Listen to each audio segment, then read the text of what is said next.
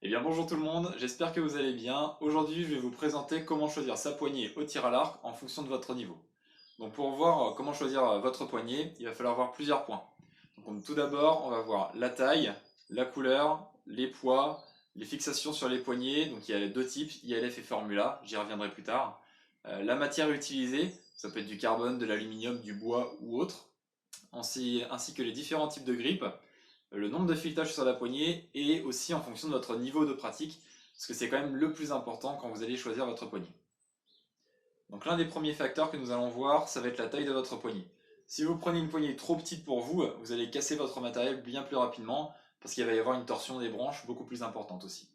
Si vous prenez une poignée trop grande à l'inverse, le rendement de puissance sera très faible, et ça fait que vous aurez par exemple du mal à atteindre des grandes distances, avec pourtant une puissance qui vous semble assez élevée.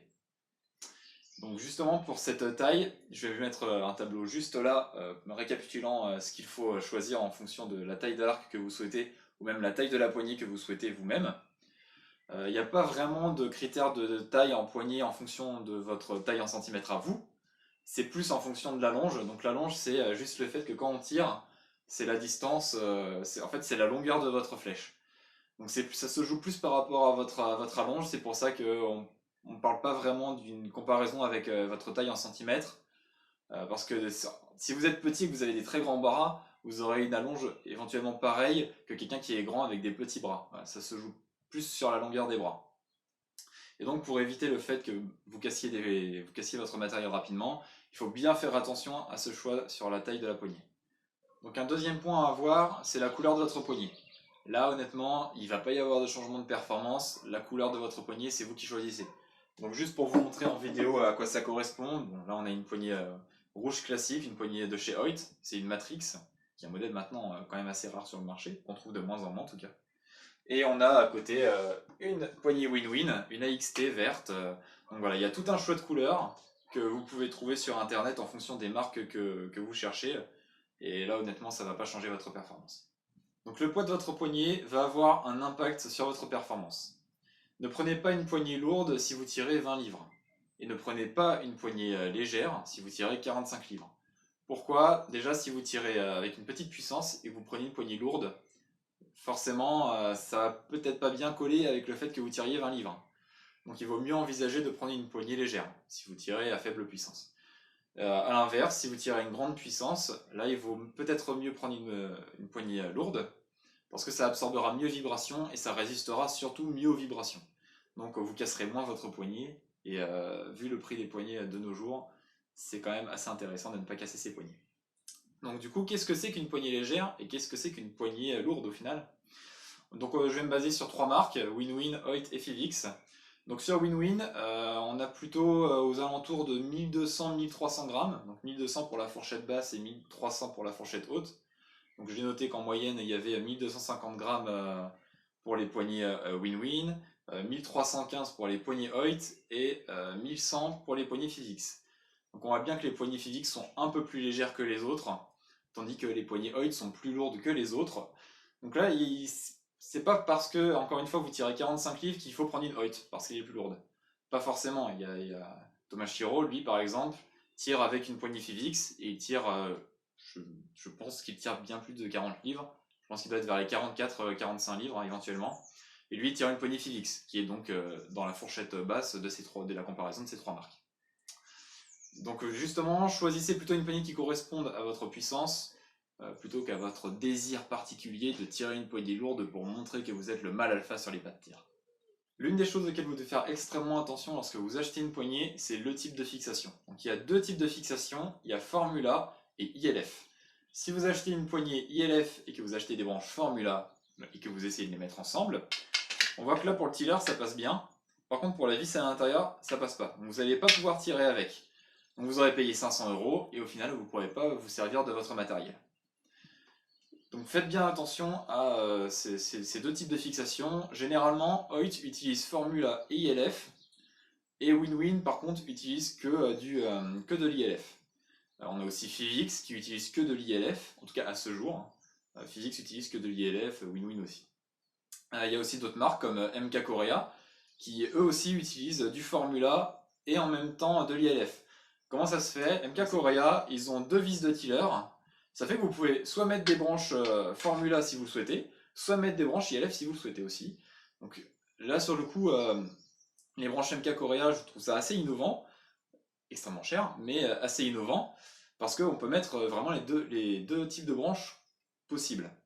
Donc ça fait que bah, vous pouvez acheter 100% des branches sur le marché, et ça c'est plutôt intéressant quand vous cherchez des branches d'occasion par exemple.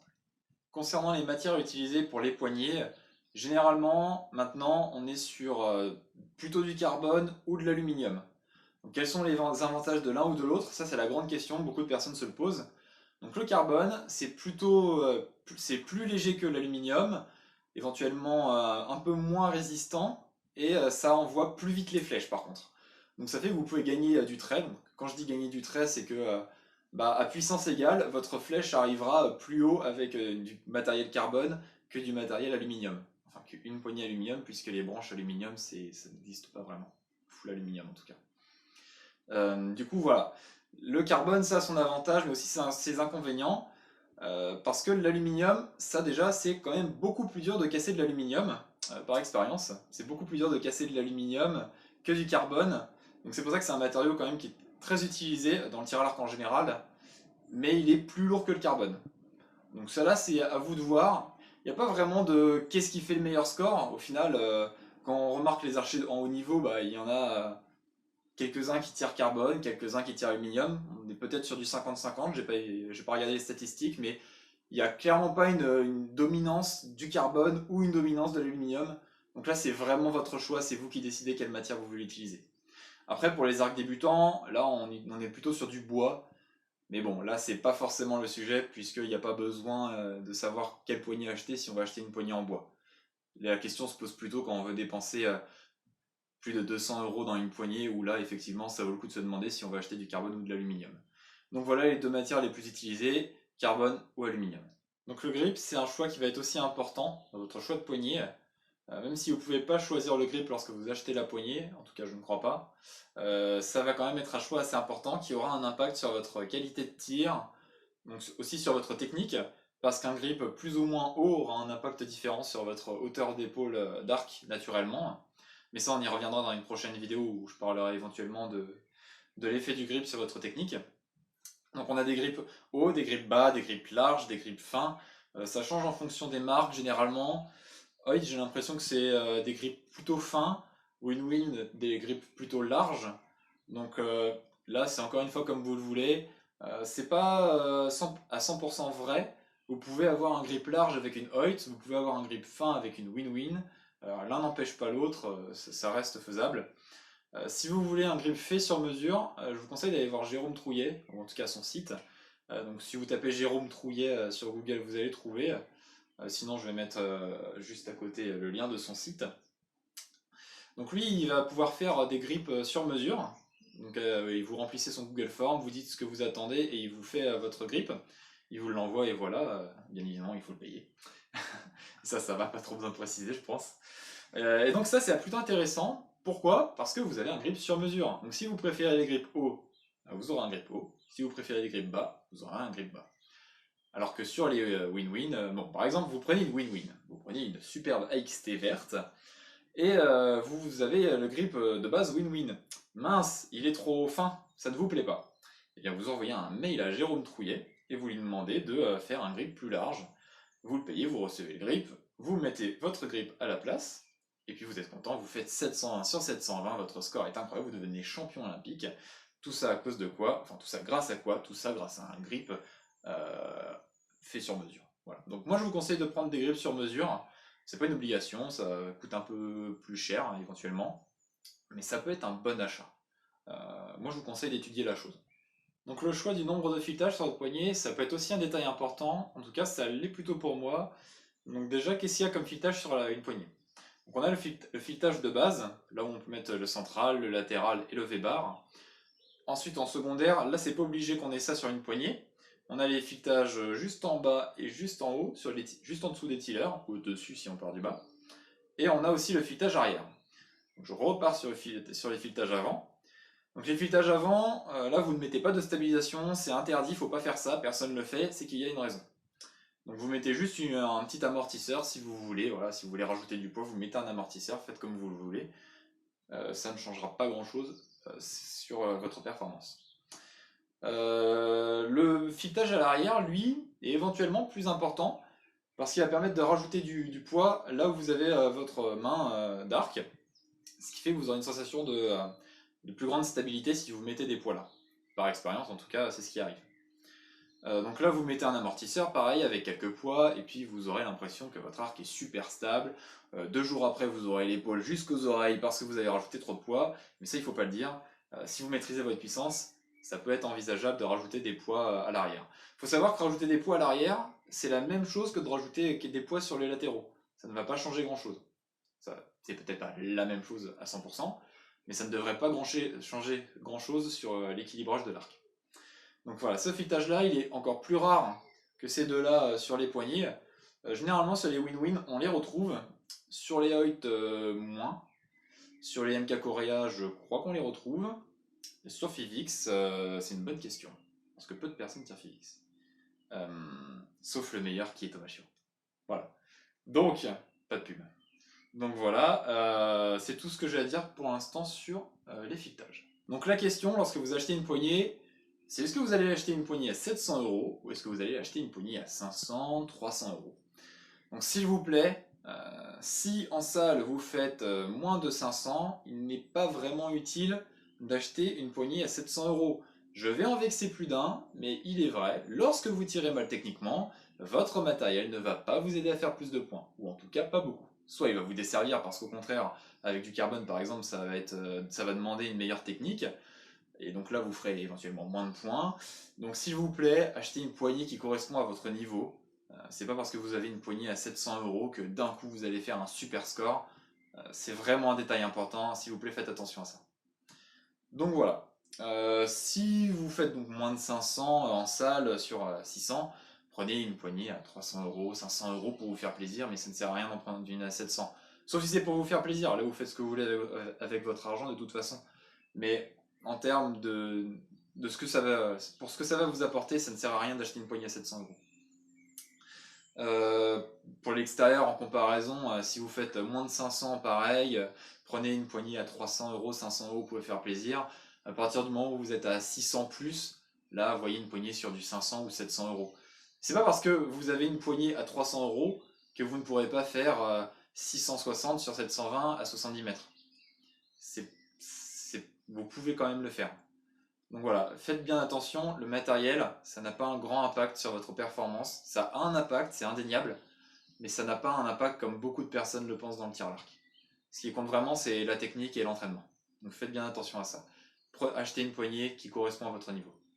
Donc ça fait beaucoup de détails à voir, et on n'a pas forcément l'argent de dépenser dans 6 poignées pour essayer tout, si vous avez un grip haut, un grip bas, les fixations ILF, les fixations Formula. Ça, ne dépensez pas 2000 € pour 4 poignées ou 3 poignées ou 5 poignées éventuellement pour tester tout ça. Le plus simple, c'est de demander à vos amis archers de vous prêter leurs arcs. Et donc là, vous pouvez essayer de tirer 20-30 flèches avec leurs arcs et vous aurez déjà un ressenti à peu près complet sur ce que, par exemple, le carbone va vous donner comme sensation à la place de l'aluminium que vous avez l'habitude de tirer, ou l'inverse. Voilà. Juste souvenez-vous d'un truc, si vous voulez si vous voulez acheter une poignée, on va juste retenir une phrase, essayez avant d'acheter. Voilà, ça sonne bien, c'est facile à retenir, et je pense que c'est un détail important, donc surtout, essayez avant d'acheter. Donc c'est ici que cette vidéo se termine. J'espère que celle-ci vous aura plu. Ça fait, je crois bien, 2 ans que j'ai pas fait de vidéo YouTube. On fait un peu avec les moyens du bord actuellement. Donc peut-être que le son sera pas forcément d'excellente qualité ou que la vidéo ne sera pas non plus incroyable. Donc voilà, c'est pas très grave. On fait avec ce qu'on a et ce qui compte c'est surtout le contenu. Si vous voulez voir d'autres vidéos si vous voulez voir d'autres vidéos de ce style où vous aimez bien me voir bégayer, n'hésitez pas à le mettre en commentaire. Donc voilà, je dis pas que la vidéo sortira la semaine prochaine, peut-être dans 2 ans, mais on verra. N'hésitez pas à demander si vous voulez des vidéos spécifiques, par exemple si la prochaine fois vous voulez que je parle des stabilisations, mettez-le et on verra ce qu'on pourra faire sur ce thème-là. Voilà. En rapport avec ça, il y a quelques mois maintenant, j'ai lancé mon site de vente de matériel d'occasion qui s'appelle Artemis, donc comme la déesse grecque mais avec un H, donc H-A-R-T-E-M-I-S.fr. Donc là, vous pouvez vendre et acheter votre matériel de tir à l'arc d'occasion.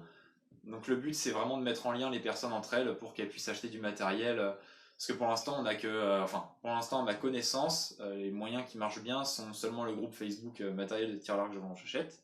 Et c'est vrai que ce serait une bonne idée, je pense, de donner plus de visibilité aux personnes qui n'ont pas forcément Facebook, parce qu'on voit de temps en temps des gens dire, voilà, moi je mets cette vente-là pour un ami, il vend ça, sauf que ça fait un intermédiaire entre temps, donc c'est pas, je trouve ça pas très optimal.